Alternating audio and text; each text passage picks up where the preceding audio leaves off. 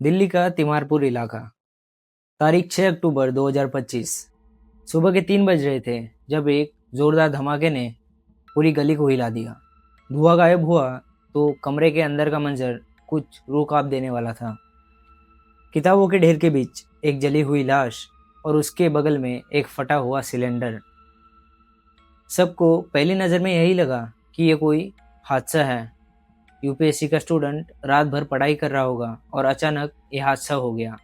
लेकिन जब पुलिस को लाश की राख से एक तार बरामद हुई तो पूरी कहानी ही बदल गई। ये कोई हादसा नहीं बल्कि एक फॉरेंसिक साइंस की स्टूडेंट का रचा हुआ परफेक्ट मर्डर था। एक ऐसी साजिश जिसकी नींव एक हार्ड डिस्क के अंदर छुपे हुए गंदे राजों पर टिकी थी। तो चलिए इस कहानी को शुरू से जानते हैं। तो मैं आपका होस्ट साहिल और आप देख रहे हैं संभव, क्योंकि इधर सब कुछ संभव है। तो कहानी को शुरू से जानते हैं। ये कहानी शुरू होती है मई 2025 में नोएडा के एक जॉब इंटरव्यू में। दो लोग आपस में टकराते हैं, रामकेश मीना और अमृता। दोनों ही बेरोजगार, परेशान और अपने भविष्य को लेकर डरे हुए। पहले तो इन दोनों में बातें होती है, फिर धीरे धीरे नंबर एक्सचेंज होते हैं और धीरे धीरे ये रिश्ता लिव इन तक पहुंच जाता है। लेकिन रामकेश का एक खौफनाक राज भी था। वो सिर्फ यूपीएससी का एस्पिरेंट नहीं था, बल्कि उसके एक हार्ड डिस्क में 15 से ज़्यादा लड़कियों के प्राइवेट वीडियोस कैद थे। वो पल जिन्हें लोग निजी समझते हैं, उन पलों को रामकेश अपने डिजिटल लाइब्रेरी में कैद करता था। अमृता को ये नहीं पता था कि वो जिसके साथ रह रही है वो उसका हमसफर नहीं बल्कि एक शिकारी है। 21 साल की अमृता मुरादाबाद से बीएससी फॉरेंसिक साइंस की पढ़ाई कर चुकी थी। उसकी ज़िंदगी में जख्मों की कुछ कमी नहीं थी। 2022 में उसे अपने पड़ोसी सुमित कश्यप से प्यार हो गया। सुमित कश्यप जो कि पहले से ही शादीशुदा था और साथ ही में सिलेंडर का बिजनेस करता था। 2022 में अमृता सुमित कश्यप के साथ भाग गई। फिर उसके बाद में उसके पिता ने एक अखबार में एक इश्तहार डलवाया कि मेरी बेटी को मैंने बेदखल कर दिया है। अपनों से रिश्ता तोड़कर जब अमृता दिल्ली आई तो उसे वेब सीरीज देखने का बहुत ज़्यादा चस्का लग गया। सीआईडी और फॉरेंसिक फाइल्स पढ़ते पढ़ते उसके मन में एक बात घर कर गई कि अगर मैं कभी भी कुछ भी जुर्म करूं तो मुझे कोई पकड़ नहीं सकता, क्योंकि मुझे फॉरेंसिक की बहुत ज़्यादा जानकारी है। सितंबर आते आते अमृता को अपने घर से शादी का दबाव आने लगा और उसी बीच अमृता को रामकेश के इन गंदे इरादों का पता चल गया। उसे अपनी निजी वीडियो लीक होने का खौफ सताने लगा।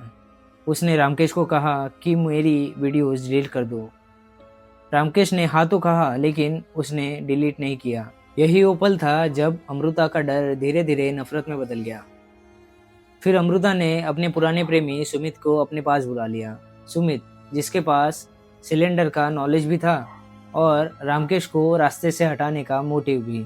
अमृता ने अपने फॉरेंसिक साइंस की पढ़ाई का इस्तेमाल प्लान बनाने में कर दिया। उसने ये सीखा कि कैसे कुंडी को बाहर से ऐसे लॉक किया जाए जैसे कि वो लगे अंदर से किसी ने लॉक कर दी है। मर्डर से एक दिन पहले यानी कि 5 अक्टूबर की रात अमृता रामकेश के पास आई। उसने रामकेश को ये यकीन दिलाया कि अब इसके बाद अमृता रामकेश के साथ ही रहेगी। रामकेश को ये नहीं पता था कि उसी रात उसके साथ क्या होने वाला है। रामकेश जब गहरी नींद में था तब अमृता और उसके साथियों ने रामकेश के साथ मारापीटी की। फिर थोड़ी देर बाद सुमित ने उधर ही पास में पड़े हुए चार्जिंग केबल से रामकेश का गला घोट दिया। अमृता को ये पता था कि पोस्टमार्टम में लाश के गला घोटने का निशान साफ तरह से दिखाई देगा, इसलिए उसने क्राइम सीन को कुछ इस तरह से बदला कि लगे ये कोई हादसा हो। उसने लाश के ऊपर शराब और घी डालकर उसे आग लगने पर मजबूर कर दिया। उसके सर के पास एक सिलेंडर रखा गया ताकि सबूत और निशान दोनों भी साफ तरह से मिट जाए। अमृता वो हार्ड डिस्क लेके भाग गई, लेकिन उसे ये लगा कि उसकी फॉरेंसिक साइंस की पढ़ाई उसे जेल जाने से बचा लेगी। लेकिन मुजरिम चाहे कितना भी शातिर क्यों ना हो, साइंस के आगे कोई नहीं जा सकता। दिल्ली पुलिस के डीसीपी राजा बांथिया को शक हुआ। सिलेंडर का रेगुलेटर तो खुला था, लेकिन आग लगने का पैटर्न कुछ अलग लग रहा था। उसी दौर काम आई जायंट एनालिसिस। सीसीटीवी में दिख रही अमृता और उसकी चाल और उसके फ़ोन के लोकेशन ने उसकी पोल खोल दी।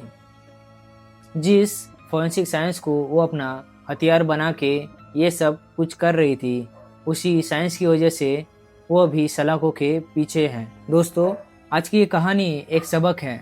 अमृता ने ये सोचा था कि वो एक परफेक्ट मर्डर करके बच जाएगी, लेकिन उसकी एक गलती की वजह से वो आज सलाखों के पीछे है। और रही बात रामकेश की, तो उसकी एक गंदी आदत की वजह से सिर्फ उसी की नहीं बल्कि 15 और लड़कियों की जिंदगी भी बर्बाद हो गई।